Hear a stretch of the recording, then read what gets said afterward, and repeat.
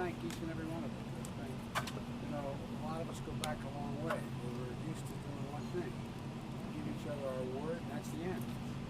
Nobody questions it. They have my word, I'll stick with what they propose, and they've given me their word as well. So where I come from, that's good enough for me. So I'm going to turn it over to the two chairs here, and I'll talk to you all a little bit later. Have you been briefed about the building collapse in Miami? I have. I spoke with the mayor. I spoke with the congresswoman, and I'll have more to say about that. Mr. President, what's the plan to pay for this?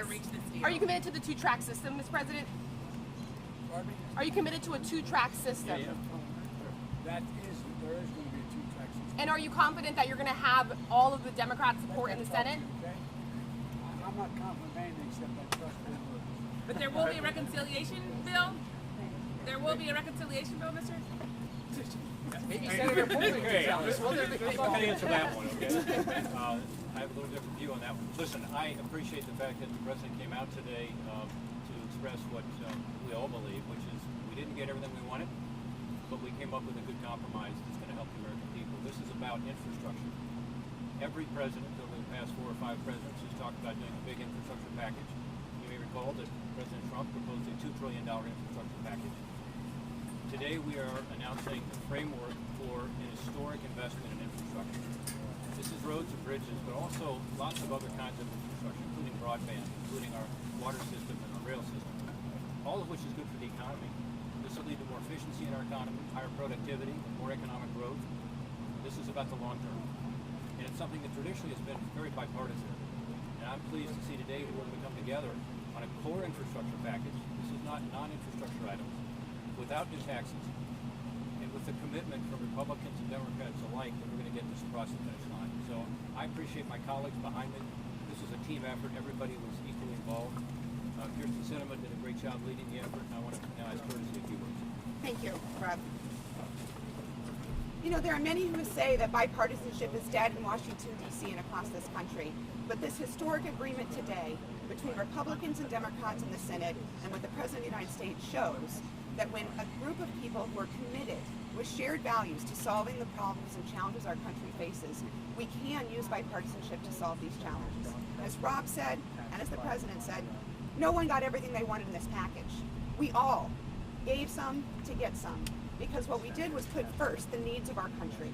This does represent a historic investment in our country's infrastructure, and it meets the needs of folks who live from Virginia out to Arizona. It invests in green energy and climate, recognizing the changing nature of our country and our future. It invests in broadband and our power grid and our structures. And we are delighted to go back to the Hill and begin earning more support from both Republicans and Democrats to get this bill across the finish line. There are other members of our group who'd like to say a few words, and so I'm going to scoot over and let other folks step up. And then we'll take questions after we finish. Susan? Well, first I want to thank our two leaders, Kirsten and Rob, and every single member of this group. Everyone contributed to what is the largest infrastructure package in history. This is important. We've agreed on the price tag, the scope, and how to pay for it. It was not easy to get agreement on all three, but it was essential.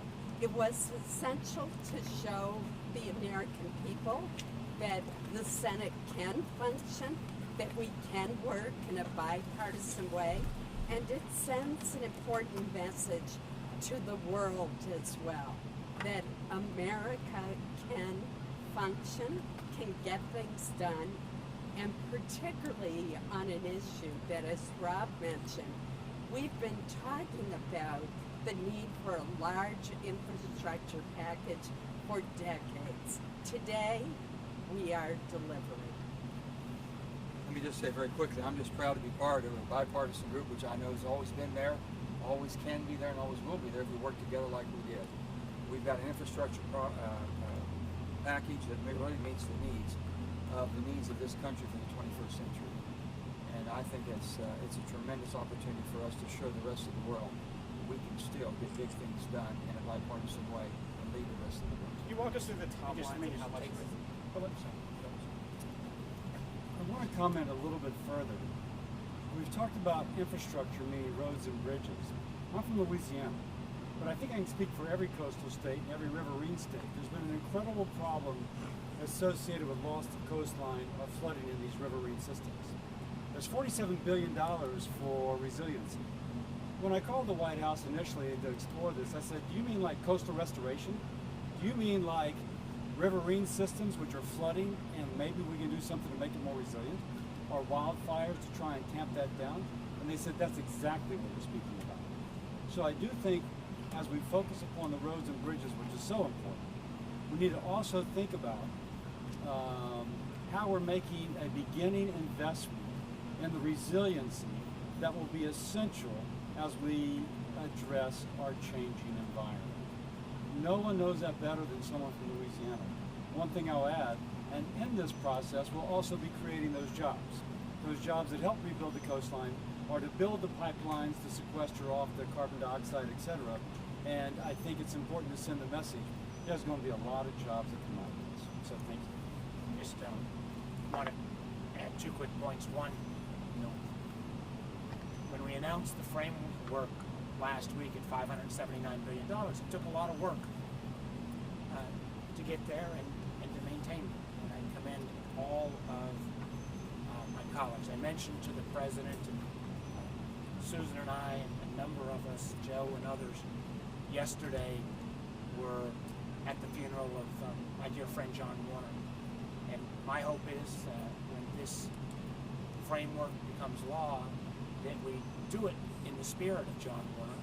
And I would hope to convince my colleagues that we actually name this legislation after him. And we all commended his ability to work with people across party lines, the fact that he always put country first, and I think my colleagues have demonstrated that again. I think it's important to recognize that when we say a bipartisan bill, what that really means, not just to those of us in the Senate, in the Congress working with the White House, but that signal that it sends to the country. Again, that we actually can work, that we actually can perform, that we can do something, not for Republicans or for Democrats, but for Americans. When we talk about infrastructure, there's a lot of diversity here. My friend John Warner has mass transit. I don't have any roads. I have ferry boats. Is John Warner here? John Warner we put to rest yesterday. The president. It was Mark, a compliment. Mark, not John. That's right. Let's just say Warner has mass transit. But I'm speaking to the diversity of what we know and understand in this country, the diversity of needs, the diversity of interests, and thus why it's so important to come together not only across parties, but really to come together for projects that benefit the entire country. It's a great effort of extraordinary people. Well, let me congratulate everybody who's been part of this effort. The challenge now is to make sure that the rest of our caucus on the Democratic side and the Republican caucus know what's in this bill and can join us in supporting it. It is critical that we begin to invest in our infrastructure. We have underinvested for way too long. We spend less now than we did in the 1960s.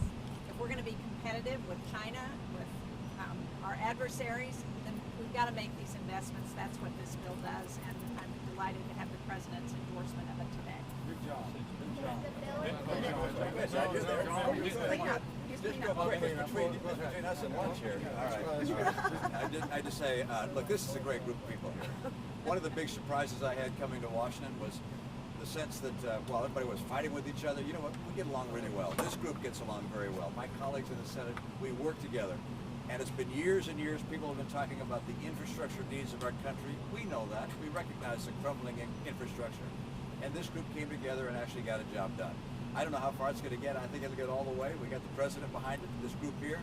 But we're going to keep working together. We're not finished. We got other projects to take on. But America works, the Senate works, and we can work together. Senator Romney, Everything. Hey, Big John. Easy. We're saving the best for last. That's right. So look, you guys have been around a while. You've seen this place work and not work. This is a day where this place has worked. It's worked because people sit down and they did a tough job of compromise. And if you look at this group, it represents a broad base of states. This package really is good for the entire country, both urban America and rural America. Phil Cassidy said something that's very, very important. We're going to help businesses, we're going to help working families, but most importantly, this is going to create jobs for the future. And that's what this is really important. And then the last thing, since it's already been said, but I'm going to say it again. If we're going to compete with China, who's the pacing threat in this world, who wants to take our position over, this package is critically important. Thank you all for Senator Manchin, Senator Sinema, did you commit to supporting a second package that would be pushed through with reconciliation? Both of you commit to that. I've committed to working on a second package. And what is your top line number on that? Senator Sanders is saying up to $6 trillion. Would you support that? Well, this will come as no surprise to anyone, but I'm always committed to work with anyone to get things done. So that's where I am. Senator Sinema, you have colleagues in your party. One of them earlier today called this paltry, pathetic. It has to be combined with a second, much more robust, adequate package to be deserving of vote. Well, I do appreciate the alliteration. It's the biggest package ever. We are incredibly proud of this package. And we earned the support of the United States President because there's a recognition that this package meets the needs that our country faces, both from a job creation standpoint, from investing in public infrastructure that has been neglected for multiple decades, and critical national security to help us prepare for the challenges we face in the global community. Why is it important to have a reconciliation bill? Why is it important to have a reconciliation bill? We're going to hand out the paper this afternoon. How are you going to pay for it? Can you tell us how you'll pay for it? We'll give you the pay-fors and we're spending on and the pay-fors this afternoon. And that's agreed upon? Yeah. Will you support the reconciliation bill?